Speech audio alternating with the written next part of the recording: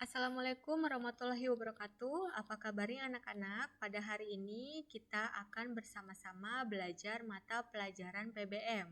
Materi kita yang pertama adalah tentang daging sapi atau yang biasa kalian kenal dengan sebutan beef. Mungkin di antara kalian ada yang suka ya, ada yang hobi untuk memakan daging sapi atau biasa misalnya makanan favorit rendang ya atau sate dan lain sebagainya yang menggunakan bahan dasar daging sapi ya. Kita harus tahu dulu tentang pengertian apa sih daging itu ya. Disebut daging itu jenisnya seperti apa ya, kita harus tahu dulu ya tentang pengertian daging sapi. Daging ya itu adalah merupakan bagian tubuh hewan sembelihan yang biasa kita jadikan makanan. Daging biasanya adalah kumpulan ya atau kumpulan ya, sekumpulan urat-urat pada tubuh hewan di antara kulit dan tulang. Itu disebut sebagai daging ya. Ada istilah daging, ada istilah karkas. Kalau daging adalah bagian tubuh hewan, urat-urat pada tubuh hewan yang sudah tidak melekat di tulang, hanya dagingnya saja. Nah, tapi kalau karkas itu adalah daging yang masih menyatu dengan tulangnya, yang masih melekat dengan tulangnya, gitu ya. Jadi beda istilahnya, gitu ya. Selanjutnya, berdasarkan warna, ya. Daging dibedakan berdasarkan warna. Ada red meat, ada poultry.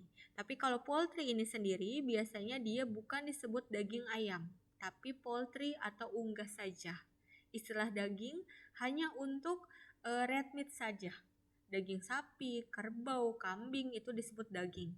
Tapi kalau ayam, bebek, apalagi itik ya, burung itu disebut sebagai poultry gitu ya. Jadi secara umum dibedakan menjadi dua, daging red meat itu berasal dari ternak besar, sapi dan kerbau, dan ternak kecil, kambing dan domba. Nah, daging putih ini biasa kita sebut poultry ya, berasal dari unggas ayam, itik, bebek, dan lain sebagainya. Dan biasanya kita sebutnya kalau untuk poultry atau unggas itu tidak menggunakan istilah daging ayam, itu nggak boleh. Karena dua pengertian yang berbeda. Kalau daging itu hanya untuk hewan red meat saja penyebutannya. Walaupun poultry itu termasuk daging putih tipenya, tetapi untuk penyebutannya kita hanya menggunakan istilah poultry saja gitu ya. Kita pemberian nama ya untuk daging merah dan daging putih ini berdasarkan serat yang terkandung di dalam daging tersebut, apakah warna merahkah atau warna putihkah ya. Kalau untuk sapi itu biasanya merah gitu ya. Nah, karakteristik kualitas daging itu ditentukan berdasarkan 4 ya, ada warna daging, ada keempukan, ada cita rasa, dan ada kebasahan ya. Kita lihat yang pertama adalah warna daging. Nah, warna daging yang baik adalah merah cerah. Dan ketika kalian membeli daging warnanya sudah coklat atau sudah merah keunguan, berarti menandakan bahwa daging tersebut sudah terpapar oksigen terlalu lama ya.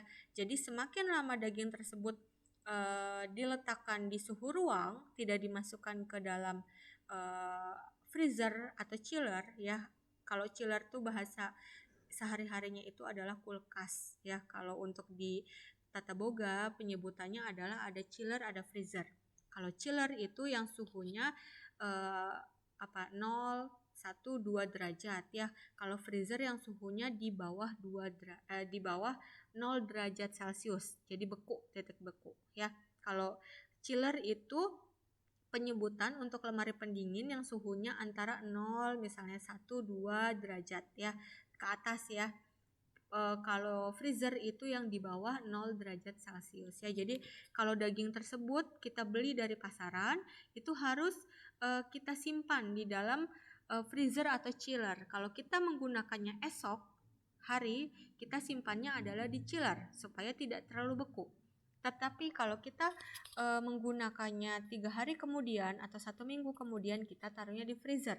Baru setelah itu kita akan menggunakan, kita ambil, kita lakukan thawing dulu atau pencairan supaya tidak beku ya. Diamkan dulu misalnya di suhu ruang supaya daging tersebut tidak mengeras lagi ya. Jadi setelah daging dibeli dan dimasukkan ke chiller itu aman ya.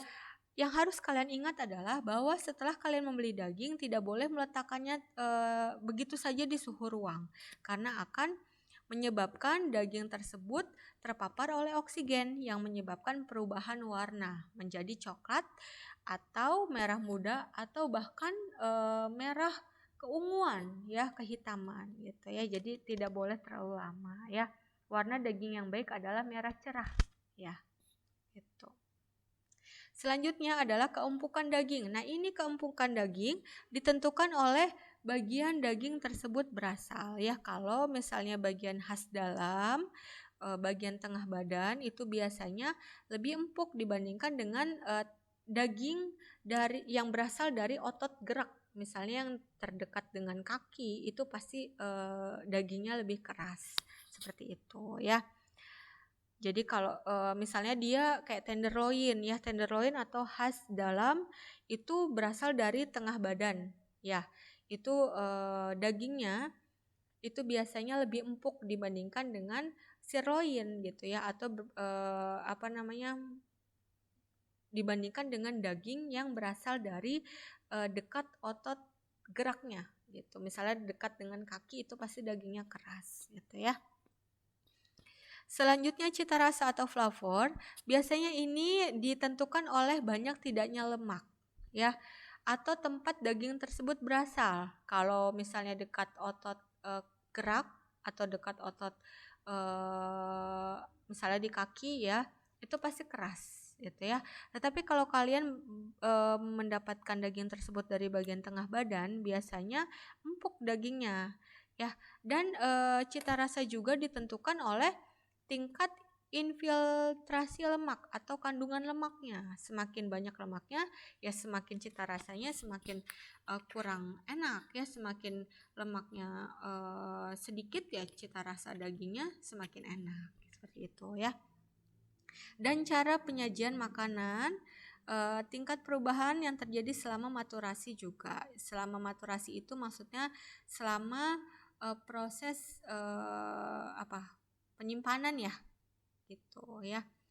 Jadi cara penyajian makanan pun di sini menentukan cita rasa dari daging ya. Makanya misalnya kamu mendapatkan daging tersebut dari otot gerak misalnya, tetapi kamu bisa mengolahnya ya supaya menghasilkan sajian dengan daging yang empuk. Itu juga salah satu pengaruh dari cita rasanya gitu ya.